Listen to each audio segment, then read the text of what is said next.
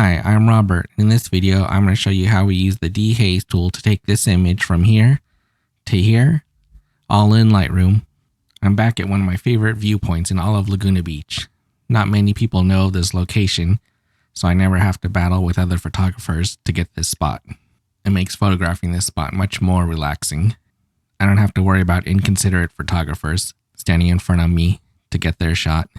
Have you came across that problem before? Somebody blocking your shot and being completely inconsiderate? Post your story below. I'd like to read it. I'm not really the kind of person that would say anything. I would just get angry but not speak out. But if I'm out shooting with some friends, they would usually say something. What I've noticed is most of the time, the people that are blocking our shot don't even care. Even after saying anything, they refuse to move. They think their shot's more important than anybody else's, even though we showed up first. Alright, let's get started editing this image. Let's go down to the bottom, make sure we're on the current version. We're going to skip vignetting for now. Let's go up, we're going to press constrain crop, zoom in on the horizon over here, and let's straighten this image out.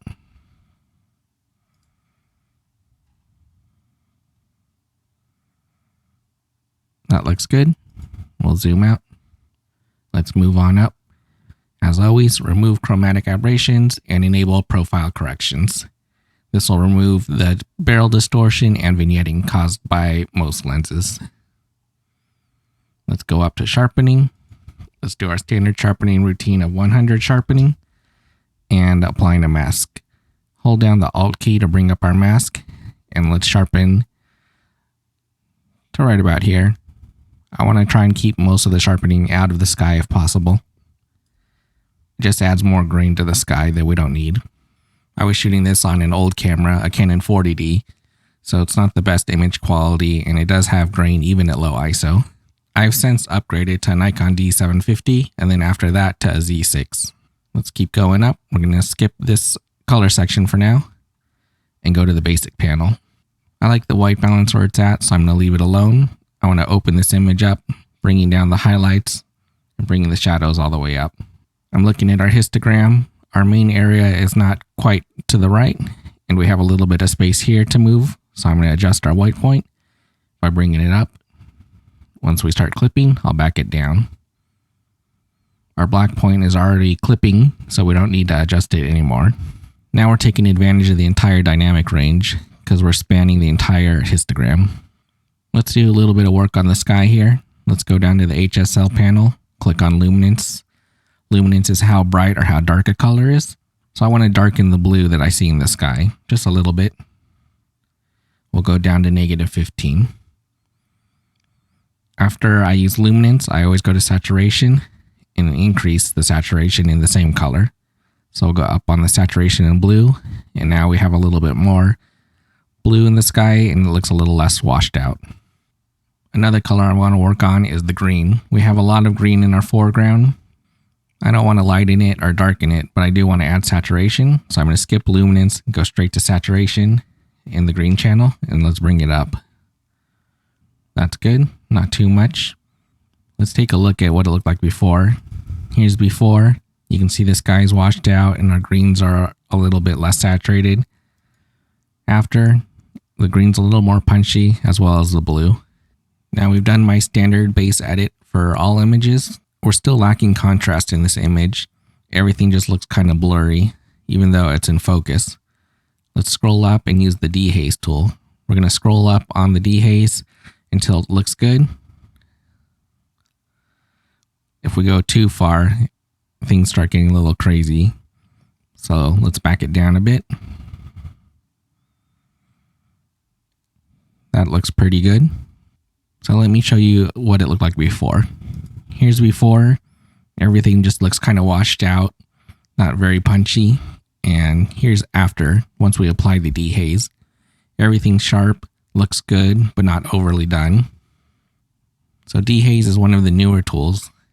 Let's reset Dehaze and see what would happen if we used clarity instead.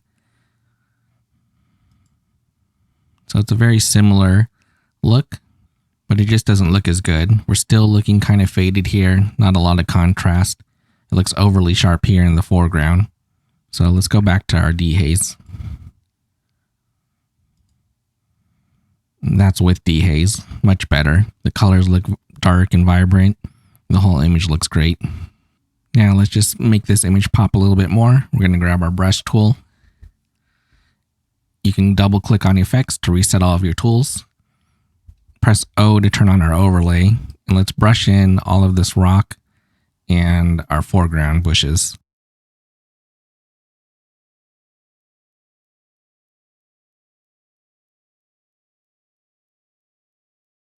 I spilled over a little bit here. Just hold down Alt to turn your brush into an eraser. Let's press O, turn off our overlay. And to bring this area out just a little bit more, I'm going to add some texture just to this area. That looks nice. The reason why I didn't use the overall texture slider is because I didn't want to add texture into the water or the sand or the sky. I just wanted to place it strategically in this area. So that's why we use the brush tool. Now let's work on the sky. I'm going to remove the tool for now, go down to the HSL panel, click on luminance because I always start with luminance, and I'm going to bring down the orange and the yellow just slightly. We have orange and yellow up here in the sky, so I want to darken it.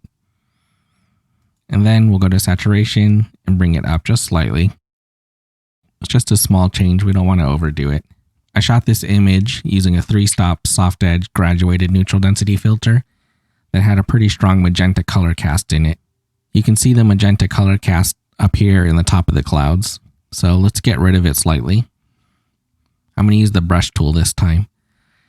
Let's paint over this area that has the color cast. We can press O to see where we're working. That's about right. Turn that off. Now to remove this color cast, let's use our temp and tint controllers. I'm going to bring the temperature down a little bit, as well as the tint. And we can also bring down the saturation. So let's take a look at what it looked like before. Here's before. You can see quite a bit of purple and magenta up here. Here's after. The clouds are a little more white. We still have a bit of a color cast, but much improved. I suggest using glass high quality filters if you can. Just try and find any filter that doesn't have a color cast so you don't have to fix it later. Alright, let's close out our brush. Let's take a look at this image.